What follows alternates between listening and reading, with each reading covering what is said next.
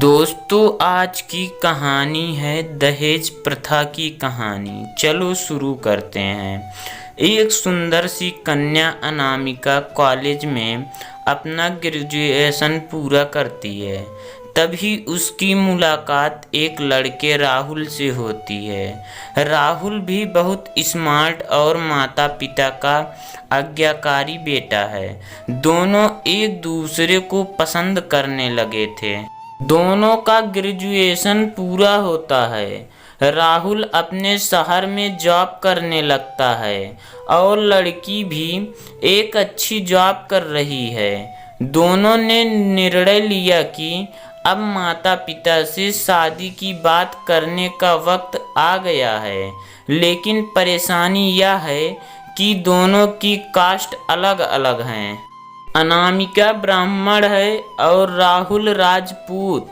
राहुल के समाज में दहेज बहुत जरूरी है, जो कि नगद में होता है। उसके अलावा कई तरह के गिफ्ट्स और गहने की भी मांग की जाती है। राहुल ने अनामिका को यह स्थिति स्पष्ट की और कहा, घर वालों को मनाओ। अगर तुम सभी मांगे पूरी करवाती हो तो मेरे माता पिता तुम्हें पलकों पर बैठाएंगे। अनामिका ने अपने माता पिता से यह बात कही। अनामिका के माता पिता को यह बात पसंद नहीं थी, पर अनामिका की जिद थी कि अगर मुझे दहेज दोगे तो मेरी इज्जत बढ़ेगी। अनामिका के माता पिता सक्षम भी थे। बिना मांगे भी अनामिका को बहुत कुछ दे सकते थे, पर उन्हें इस तरह दहेज की मांग करने वाले लोग पसंद नहीं आ रहे थे। लेकिन माता पिता अनामिका की खुशी चाहते थे। उन्हें यह डर था कि कहीं उनकी बेटी ये न सोचे कि वे अपनी बेटी को कुछ देना नहीं चाहते। इसलिए उन्होंने सभी शर्तों को मानी। शादी में राहुल को कार, फ्लैट, फर्नीचर के साथ 50 लाख रुपए नगद दिए गए। साथ ही अनामिका को गहने भी दिए गए और सभी रिश्तेदारों को गिफ्ट्स और कपड़े भी दिए। शादी बहुत धूमधाम से की गई, कोई कमी नहीं छोड़ी गई।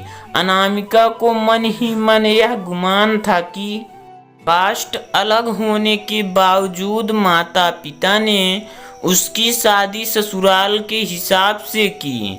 अनामिका को विश्वास था कि उसे बेटी बनाकर रखा जाएगा, उसे वही प्यार दिया जाएगा जो उसके माता पिता ने दिया, क्योंकि उसने अपने ससुराल का मान रखा है। अनामिका ने अपने घर से ससुराल विदा ली। ब्राह्मण कन्या राजपूत घर की बहू बनी। ससुराल में बहुत ज्यादा पर्दा प्रथा थी। बहू को मनचाहा खाने तक की स्वतंत्रता नहीं थी। कितनी भी भूख क्यों ना हो, घर की बहू सबके खाने के बाद ही खाएगी। यहाँ तक कि उसे घर के पुरुषों के सामने बैठने तक की इजाजत नहीं थी। अनामिका ने इस बात पर एतराज दिखाया, पर उसकी किसी ने न सुनी। राहुल ने भी यह बोलकर मुंह फेर लिया कि यह तो परंपरा है। अनामिका को जो गुमान था वो धरा के धरा रह गया। उसे अपने माता पिता की बात याद आई। जब उन्होंने समझाया था तो वह उसने बहुत लड़ी थी। उसने ससुराल में बात करने का फैसला किया। अनामिका ने अपने सास ससुर और पति से बात की, लेकिन उन्होंने नहीं सुनी और उसे बहुत बेरहमी से पीटा गया। अनामिका ने कभी ऐसा व्यवहार नहीं देखा था। उसे जिस लाए हुए दहेज पर घमंड था वह चूर चूर हो गया था। अनामिका को माता पिता से बात करने में भी शर्म महसूस हो रही थी और इसी कश्मकश में एक दिन अनामिका ने अपने आप को खत्म कर दिया। माता पिता को जब यह पता चला तो उन्हें अपनी गलती का एहसास हुआ कि वक्त रहते समझा होता तो बेटी साथ होती। जो लोग दहेज पर बेटे की शादी करते हैं उनकी सोच हर तरह से छोटी होती है। जो बेटे को नीलाम कर सकते हैं वो किसी और की बेटी को कैसे अपनी बेटी बना सकते थे। दहेज कभी खुशियों की चाबी नहीं बना सकता, यह बात सभी को समझनी होगी।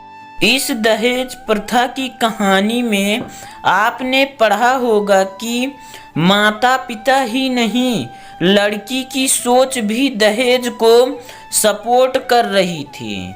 कई बार लड़कियों को दहेज का गुमान हो जाता है, पर जो लोग लोभी होते हैं वो कभी अच्छे नहीं हो सकते। यह बात सबको समझने की जरूरत है। कहानियाँ जीवन में बहुत मायने रखती हैं। कई बार बड़ी से बड़ी डिग्री भी ज्ञान नहीं देती और एक छोटी सी कहानी जीवन बदल देती है। शिक्षाप्रद कहानी को आधार बनाकर अपने बच्चों को जीवन का सच्चा ज्ञान दें। दोस्तों, ये वीडियो कैसा लगा हमें कमेंट बॉक्स में ज़रूर बताएं और ऐसा वीडियो देखने के लिए हमारे चैनल को सब्सक्राइब करें और बेल आइकन को प्रेस करें।